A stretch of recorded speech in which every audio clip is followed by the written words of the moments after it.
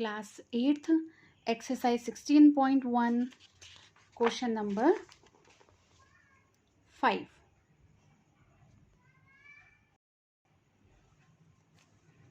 Question number 6.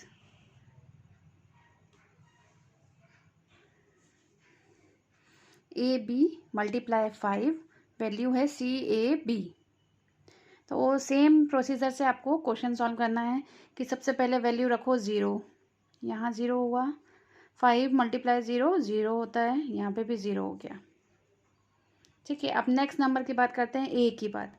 तो यहाँ पे इस तरह का डिजिट रखना है कि टू डिजिट नंबर मिले हमें, और ये ए में दोनों सेम आना चाहिए. तो 5 1 2 3 4 तो आ नहीं सकता.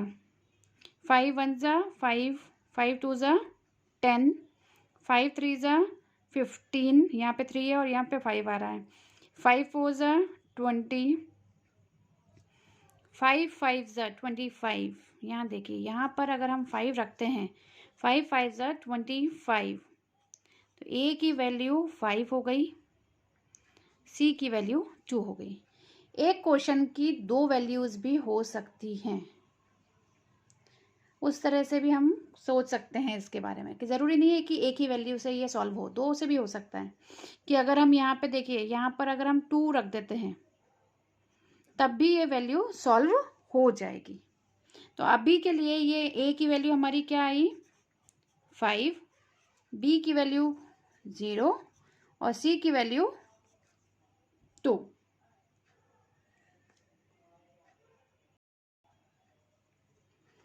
Question number 7.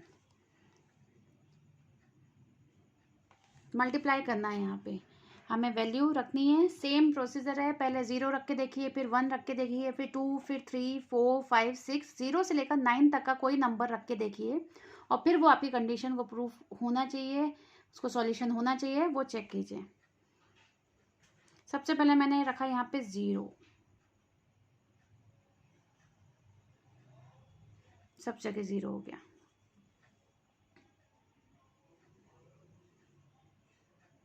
अब यहाँ पर भी आप 0 रख दोगे. तो चलो एक बात बताइए, अगर कहा गया कि यहाँ पे 0 रखा तो उनको 2 डिजिट देने की ज़रूरत क्या पड़ती है, वो एक ही डिजिट देते हैं ना.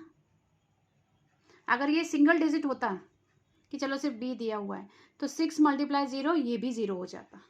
बट यहाँ पे 3 डिजिट दिया है, मीन्स इसकी वैल्यू 0 तो नहीं है. अब नेक्स्ट वैल्यू रखेंगे हम 1. नेक्स्ट वैल्यू हमारी क्या हुई, 1. 6 1 ज़ा 6, वैल्यू मैच नहीं करती. दोनों जगह सेम वैल्यू आनी चाहिए क्योंकि बी बी लिखा हुआ है.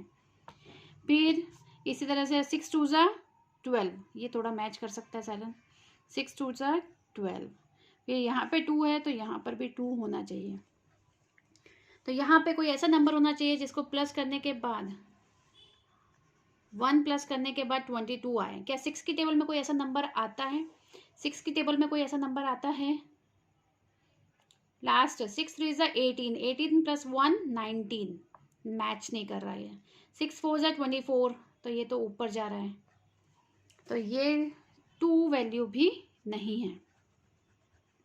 इसी तरह से हम 3 रखेंगे, 4 रखेंगे, 5 रखेंगे और क्वेश्चंस ट्राई करते रहेंगे कि कौन सा नंबर यहाँ पे अवेलेबल होना चाहिए.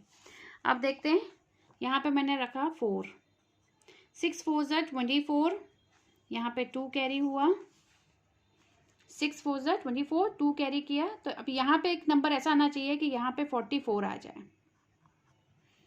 तो ए की वैल्यू हम अगर रखते हैं 6 7 ज़ा 42 प्लस 2 44, यानी हमारी ए की वैल्यू है 7, बी की वैल्यू है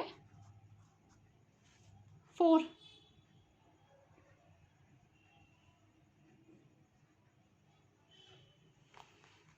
नेक्स्ट क्वेश्चन, क्वेश्चन नंबर 8. ये तो सिंपली प्लस का क्वेश्चन है, तो आप ऐसे ही सॉल्व कर सकते हैं. 1 में आप कौन सा नंबर ऐड करोगे कि 0 आए? 0 तो नहीं, 10 हो गया. तो बी की वैल्यू क्या हो गई हमारी, 1 प्लस 9 10.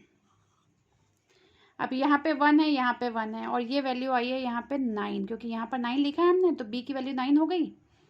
तो 1 + 1 2, तो यहाँ a की वैल्यू क्या हो सकती है कि उसमें 7, a की वैल्यू क्या होगी 7, 7 + 2 9, यानी यहाँ पर a की वैल्यू हो गई 7, b की वैल्यू हो गई 9। सेम एज इट इज नीचे वाला 9th नंबर का क्वेश्चन है हमारा। प्लस करना है आपको। 1 में आप क्या प्लस करोगे कि 8 आ जाए, तो क्या होगा 7 7 7, जहाँ जहाँ b था वहाँ 7 + 1 8 हो गया। अब 7 में कौन सा नंबर ऐड करोगे कि 1 आना चाहिए या 11 आना चाहिए, तो डेफिनेट सी बात है 11 करोगे। तो 7 + 4 11, 1 कैरी, यहाँ पर क्या हो गया 4, 4 + 2 6, 6 + 1 7, यानी हमारी ये कंडीशन वेरीफाई होती है कि a की वैल्यू 4 होगी और b की वैल्यू 7 होगी। नेक्स्ट देखते हैं क्वेश्चन नंबर 10।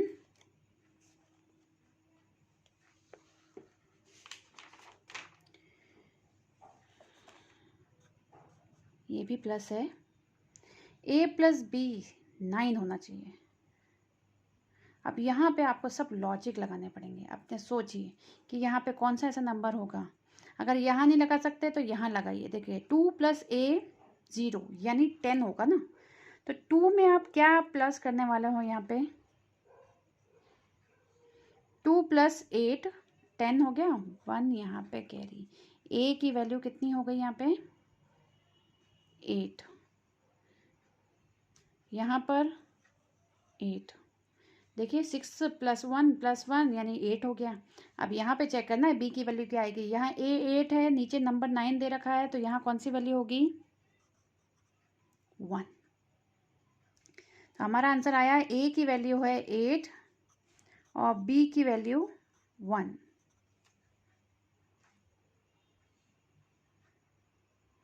बहुत सिंपल है। आपको सिर्फ क्या करना है, a और b में 0 1 2 3 4 रख के चेक करना है कि हमारा ये आंसर सेटिस्फाइड होता है या नहीं होता है। Thank you.